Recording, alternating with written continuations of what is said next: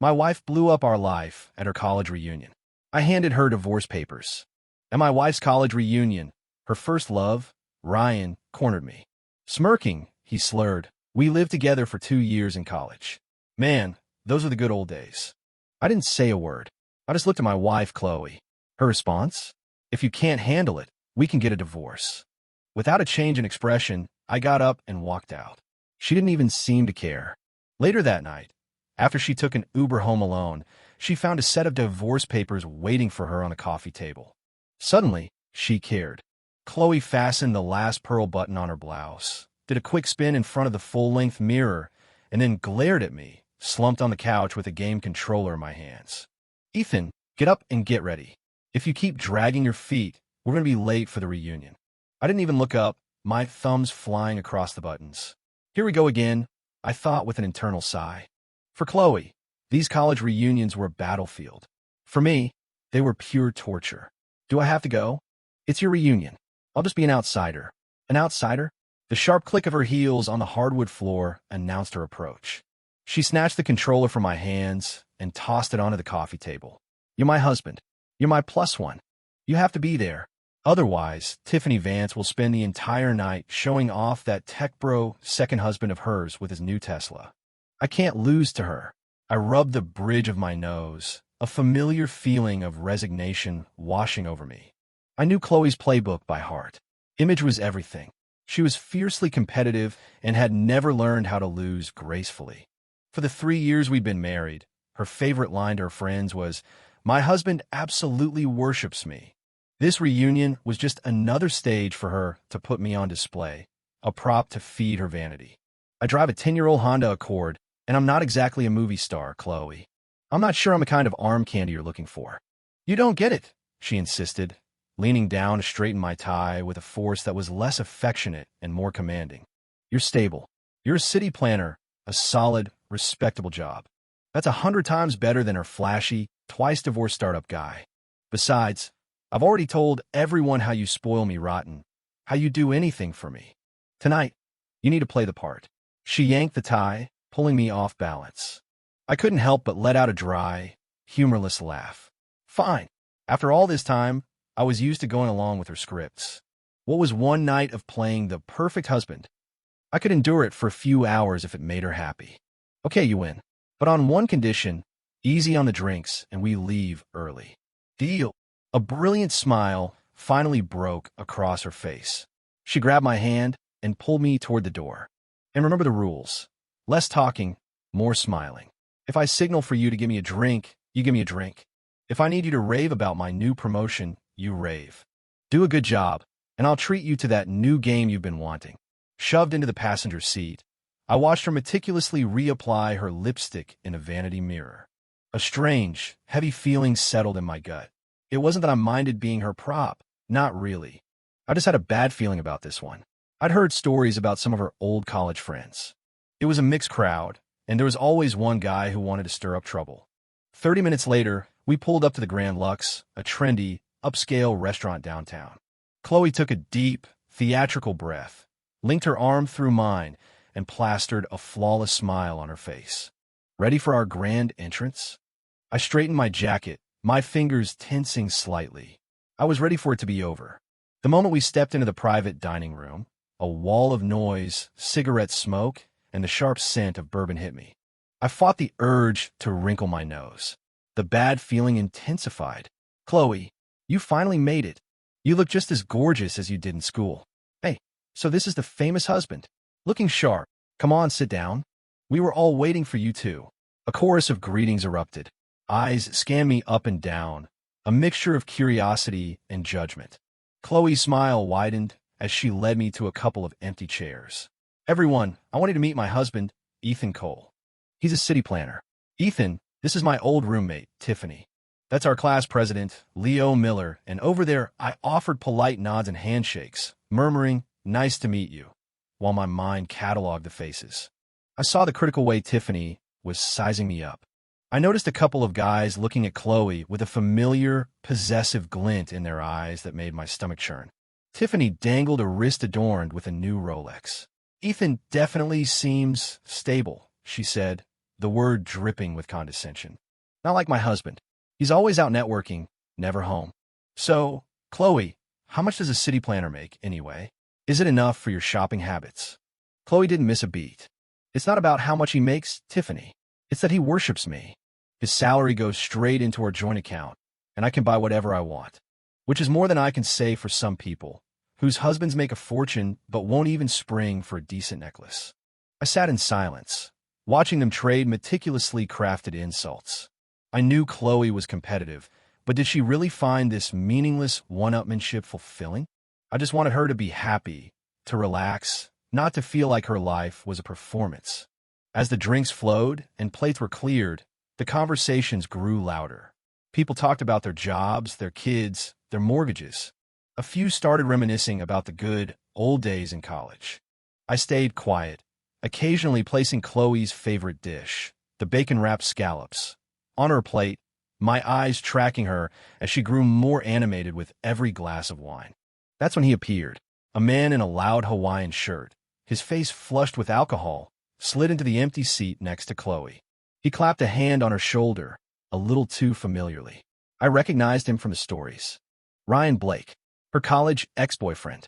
My internal alarm bells, which had been ringing softly all night, began to scream. Chloe, babe, where have you been hiding? Ryan slurred, leaning in close. His voice was thick with booze and manufactured charm. You know that little late-night taco truck by campus? The one you were obsessed with? It's still there. I should take you sometime for old time's sake. Chloe's smile tightened for a fraction of a second. No, thanks, Ryan. I have a sensitive stomach now. Can't really do spicy food anymore. Sensitive stomach? He raised an eyebrow, his gaze roaming over her body. Guess your husband here must be taking real good care of you. The comment hung in the air, and a few people at the table snickered. I gripped the water glass in my hand, my knuckles turning white. I looked at Chloe, waiting for her to shut this down. She must have felt my stare because she glanced over, offering me a weak, placating smile. Ryan followed her gaze and saw me watching him. He grinned, a sloppy, arrogant expression. Hey man, no hard feelings. What we had was all in the past. Chloe's face flushed. She tugged at his arm. Ryan, you're drunk. Go back to your seat. I'm not drunk. He shook her off, his voice suddenly louder, drawing the attention of the entire room. I'm perfectly clear. Chloe, you remember, don't you? We lived together for 2 years. We were so happy. You used to drag me to that Cajun place on South Street and put away 2 pounds of crawfish, then try to kiss me without even brushing your teeth. The table erupted in laughter. A bomb went off in my head. Lived together for 2 years? She had never, ever told me that. She'd said they dated for a few months, a stupid college fling that was long over. That's all. My eyes shot to her, my mind reeling with questions and a sharp, sudden sense of betrayal. But Chloe's face, after a flash of panic, settled into a look of bashful amusement. She ducked her head and offered a coy little smile, as if it were a charming, funny story. Ryan, emboldened, draped his arm over the back of my chair.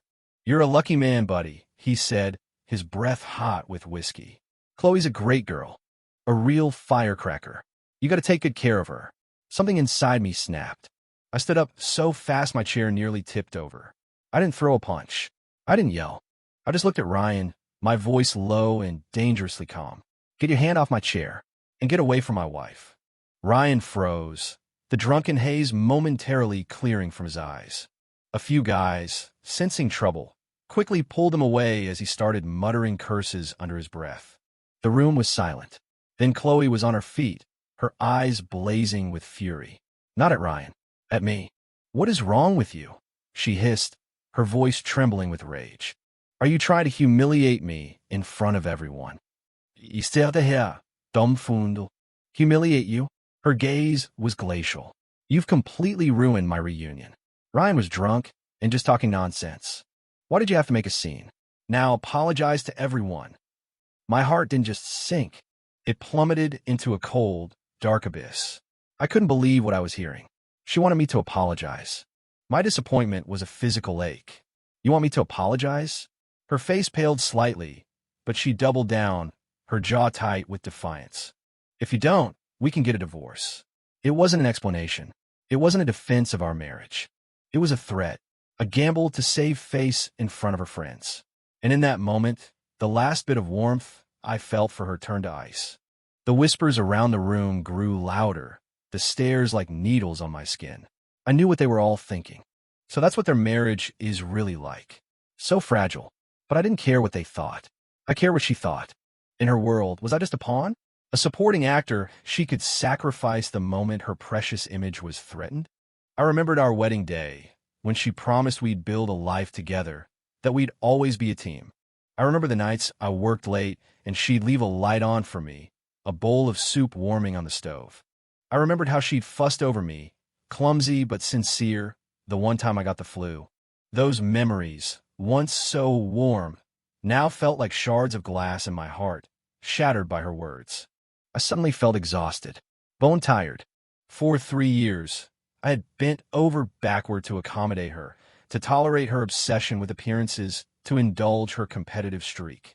I thought my patience, my love, was enough to protect our marriage. Now I knew. You can't protect something that the other person is willing to throw away. I didn't say another word. I didn't raise my voice. I didn't even frown. I simply stood up, picked up my jacket from the back of my chair, and walked toward the door. Ethan, Chloe's voice finally cracked with a hint of panic. Where are you going? I didn't look back. I didn't answer. I pulled open the heavy door, stepped into the quiet hallway, and let it swing shut behind me, cutting off the noise, the stairs, and the woman who had just destroyed my image of her. Leaning against the cool wall, I took a deep, shuddering breath. The pain was a tight knot in my chest, a thick vine, strangling my heart. I wasn't angry about her past. Everyone has a past. I was angry because when that past was thrown in my face, her first instinct wasn't to defend me, or us. It wasn't to say, Ryan, you're lying. It was to silence me with the threat of divorce. My patience wasn't infinite. She had finally found the bottom. Marriage is a partnership. It requires mutual respect, mutual defense. All Chloe cared about was her reputation with a room full of people she saw once every 5 years. She cared about a harmonious party. She didn't care about my feelings at all. Was there any point in continuing a marriage like that? A bitter, self-mocking smile touched my lips. My eyes felt cold and dead. I pulled out my phone and scrolled through my contacts until I found the number for a friend who was a lawyer. I hesitated for a second, then pressed call. Hey, I need you to draw up a set of divorce papers for me. Yeah, I'm sure. I hung up and walked toward the exit, my steps firm, my mind made up. There was no looking back. Back in the private room, Chloe stared at the closed door, her chest heaving. The curious, pitying looks from her classmates felt like tiny daggers. The whispers were relentless, buzzing in her ears. Ryan, sobering up slightly, looked from the door to Chloe's thunderous expression. Chloe, did I say something wrong? She whipped her head around, her eyes shooting flames. For a moment, it looked like she might physically attack him, but she reined it in. Taking a deep breath, she forced a brittle smile. It's fine. He just wasn't feeling well and had to step out. Come on, everyone. Let's keep the party going. She grabbed a wine glass and drained it in one go. The alcohol burned her throat, but she barely felt it, pouring another. She told herself she couldn't lose her composure. Not here, not now. But a tidal wave of panic was rising inside her, and she couldn't hold it back. She kept glancing at the door. He was really, truly angry. The reunion fizzled out soon after. Chloe, thoroughly drunk, was bundled into an Uber by a few of her friends. As the car drove through the city, the alcohol churned in her stomach, but her mind was terrifyingly clear. All she could see was the image of Ethan's back as he walked away. No hosetaschen, no looking back. The thought was a hollow ache in her chest. She fumbled with her keys at the apartment door, finally managing to get it open. The apartment was dark and silent, save for the motion sensor light that flicked on in the entryway. Ethan, are you home? She called out. The silence was her only answer. She kicked off her heels and walked into the living room, ready to unleash a fresh wave of fury about him not answering her calls. But then her eyes fell on the coffee table. Sitting there, stark against the dark wood, was a manila folder. On the cover, in bold black letters, were 2 words, divorce agreement. The anger on her face froze, replaced by sheer, unadulterated shock. It felt like an invisible hand was squeezing her heart, cutting off her breath. With trembling hands, she picked up the document. She flipped it open. Ethan's signature was already there at the bottom, written in his neat, decisive script. Not a single tremor. No, he can't be serious, she whispered, tears finally blurring her vision. It hit her then. He wasn't just angry. He was done. She frantically grabbed her phone and called him again. This time, it rang once before he declined it. She switched to iMessage, her thumbs flying across the screen, a jumble of incoherent apologies and explanations. Ethan, I'm so sorry. I didn't mean it when I said divorce. I was just trying to save face. Ryan was drunk and lying. We never lived together. I swear. You have to believe me. The message receipt turned from delivered to read. No reply came. Chloe collapsed onto the sofa, tears streaming down her face. A deep, gut-wrenching regret washed over her. She shouldn't have been so obsessed with her image. She shouldn't have said those cruel, stupid words. She shouldn't have pushed him away when he needed her to have his back. Just then, she heard the faint click of a key in the lock. She shot up, wiping her tears, and rushed to the door as Ethan walked in. He smelled faintly of the city air, his expression still perfectly calm, but the usual warmth in his eyes was gone, replaced by a cool, impenetrable distance. Ethan, she threw herself at him, trying to wrap her arms around him, but he sidestepped her, and she stumbled into the empty air. The rejection was so swift, so complete, it stole her breath. Ethan, I'm sorry, I'm so sorry, she sobbed. I shouldn't have said that in front of everyone. It was my stupid pride. Ryan was lying. He was just trying to get a rise out of you. We never lived together. Please, you have to believe me. Ethan didn't look at her. He walked to the sofa, picked up the divorce papers, and placed them back on the coffee table in front of her. Sign it, Chloe. No. She slammed her hand down on the papers. I'm telling you, he was lying. Why won't you believe me? He finally met her gaze, his voice flat. It's not about whether you live together. It's about the fact that in your heart, this marriage, our home, means nothing to you. Chloe grabbed his arm, her nails digging into his sleeve. There were so many people watching. I couldn't lose face. If I had tried to explain, they would have just thought I was being defensive. They would have laughed at me. So your image is more important than me? More important than our marriage? He gently pried her fingers off his arm, the disappointment in his eyes so thick it was suffocating. I thought after 3 years, I meant something to you. I was wrong.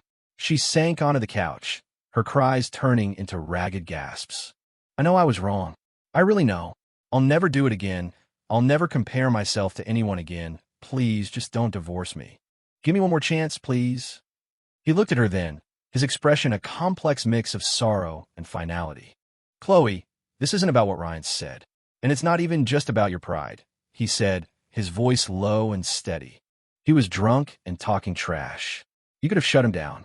You could have turned to me and whispered, he's lying. Even that would have been enough. But you didn't. You chose the most hurtful option possible. You told me to apologize. You threatened to end our marriage. I was angry. I wasn't thinking, she wailed. You weren't thinking about me, he corrected her, a humorless smile twisting his lips. When you said those words, you threw away everything we had. The only thing you care about is your image. He thought about his lawyer friend asking him if he was sure. He had been. He'd given Chloe 1,000 chances over the years. This was just the one she had refused to take. Even if I forgive you this time, what happens next time? The next time your pride is on the line, you'll sacrifice me and our home again without a second thought, he said, his voice heavy with weariness. I am tired, Chloe. I can't live like this anymore. No, it won't happen again, she pleaded, grabbing for his arm again. I'll change, I swear. I'll do anything you want. Just don't leave me. He pulled away and stood up. It hurt. Of course it hurt. You don't just stop loving someone overnight. But when he pictured her face at the restaurant, heard her casual, cutting words, if you can't handle it, we can get a divorce, he knew there was no going back. I've already signed the papers. My lawyer will file them whether you sign or not. He started walking toward the guest room.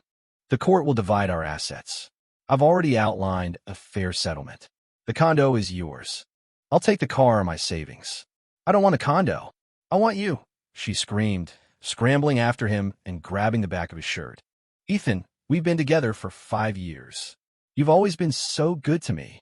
How can you throw it all away over one stupid fight? This isn't a stupid fight, he said, his voice unwavering. This is a fundamental difference in what we value. You value your image above all else. I value a partner who has my back. When not compatible, he pried her hand off his shirt and stepped into the guest room, closing the door behind him. Chloe threw herself against it. Don't push me, Ethan. If you go through with this, I'll go to your office and tell your boss what a cruel, heartless monster you are. I'll tell everyone you cheated on me. The door opened. Ethan's face was like stone. The last flicker of regret in his eyes had been extinguished. Go ahead, he said, his voice dangerously quiet. My conscience is clear. The question is, can you handle the fallout when everyone finds out you're a liar? Chloe froze. The threat had been empty, a desperate last resort. She never imagined he would call her bluff. Over the next few days, Chloe launched Operation Win Ethan Back. She made his favorite breakfasts, which sat on the counter untouched.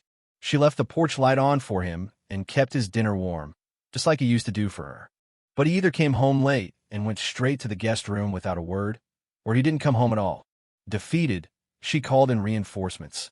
She phoned Ethan's mother, sobbing as she recounted a heavily edited version of the story. She conveniently left out her divorce ultimatum, painting herself as the victim of a misunderstanding blown out of proportion by a drunken ex. His mom, who had always been fond of Chloe, fell for it completely. She called Ethan immediately, chewing him out for being so cruel and demanding he make up with his wife. After hanging up with his mother, Ethan emerged from the guest room, his face a thunderous mask. He found Chloe on the sofa, dabbing at her dry eyes with a tissue. You call my mother? He asked, his voice tight with controlled anger. I was just worried about her, Chloe murmured, her voice dripping with false concern. She always says that couples fight and that you shouldn't hold a grudge. I'm not holding a grudge. I'm being serious, Ethan said, sitting opposite her. Chloe, stop wasting your time. I already told my mom the truth. This has nothing to do with Ryan. This is about me not wanting to be married to you anymore. Chloe's face fell. She couldn't believe he wouldn't even bend for his own mother. Then, an idea struck her. I'll call Ryan. I'll get him to explain it to you himself. He'll tell you it was all a drunken lie. Ethan let out a short, sharp laugh. Do you really think I still care whether you two live together? But Chloe was already dialing, clutching at this last, desperate straw. Ryan, to her surprise, answered. After some cajoling, he reluctantly agreed to meet with Ethan and clear the air. They met at a sterile Starbucks downtown. Ryan was waiting for them, looking deeply uncomfortable. Ethan, man, I'm really sorry, he began immediately. I was a total jerk the other night. I was drunk and talking out of my ass. Chloe and I dated for like 3 months in college. We never lived together. It was all bullshit. Please don't hold it against her. Ethan took a slow sip of his black coffee and said nothing. See, honey, Chloe jumped in, her voice bright with relief. I told you, it's all cleared up now, so we can forget about this whole divorce thing, right? Ethan placed his cup down with a soft click. He looked at Ryan. Thanks for coming, but my divorce from Chloe has nothing to do with you. He then turned to Chloe, his eyes hard and unwavering. I've said all I have to say. My mind is not changing. Chloe's smile froze on her face. On the sidewalk outside, she finally exploded. Ethan, what the hell do you want? Ryan explained everything. Are you just looking for an excuse? Did you want to divorce me all along? You know damn well this isn't an excuse, he said, stopping to face her. Chloe, just stop. Let's make this easy on both of us. No, she screamed, her voice hysterical. I will never, ever agree to a divorce. Not unless I'm dead. Ethan just shook his head, turned, and walked away. He knew then that talking was pointless. The only way out was through the courts. Seeing that Ethan was moving forward with filing the divorce, Chloe abruptly changed her strategy. She approached him one evening, her eyes red-rimmed, her demeanor one of quiet defeat. I've been thinking, she said softly. You're right. We can't force this. I'll agree to the divorce. Ethan raised an eyebrow, skeptical of her sudden surrender. I mean it, she said, sniffing, but the condo is in both our names. I'll keep it, but you have to pay off the remaining $10,000 on a mortgage. You can't just leave me with all that debt. Though suspicious, the thought of an amicable end was tempting. Fine, he said. I'll have my lawyer add it to the agreement. He drafted a supplement to the papers, stating he would pay her a lump sum of $5,000 to cover his half of the remaining mortgage. But the day before they were supposed to sign, Chloe appeared with a printout of state property laws. "I talked to a lawyer," she announced, pointing to a highlighted section. "Since we bought the condo while married, you're already responsible for half the mortgage.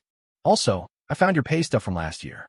You got a $5,000 bonus you never told me about. That's marital property. You owe me half of that, plus my half of the mortgage. Pay up, or I'm not signing." Ethan stared at the copy of his own pay stub in her hand, one she must have taken from his desk weeks ago. It all clicked. Her surrender had been a ploy, a calculated move to see what she could get before squeezing him for more. He was so angry he could only laugh. But a long, drawn-out court battle would be worse.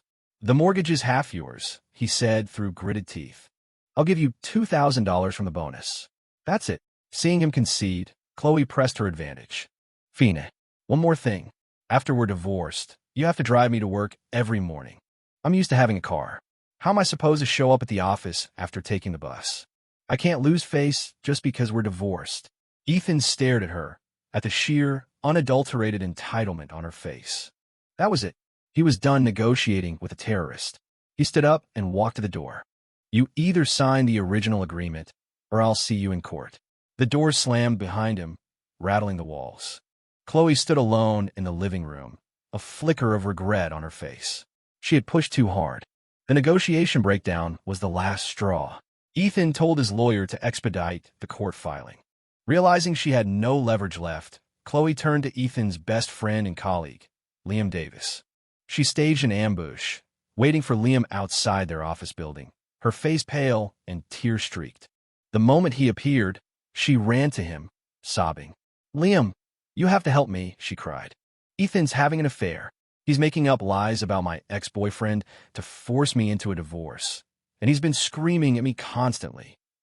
She played him a carefully edited audio recording from her phone, a clip of one of their arguments that only included Ethan's frustrated voice saying, "Can you please be reasonable, and I can't take this anymore," while cutting out all of her own provocations. Liam, fiercely loyal to his friend but shocked by the evidence, stormed into Ethan's office. "What the hell, man? You're cheating on Chloe and bullying her into a divorce."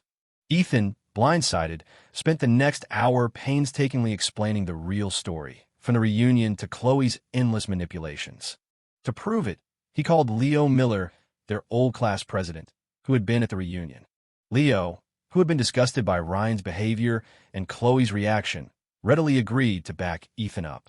He told Liam how Chloe had laughed off Ethan's departure and continued partying. Realizing he'd been used, a furious and embarrassed Liam confronted Chloe. "He's been more than fair to you, Chloe.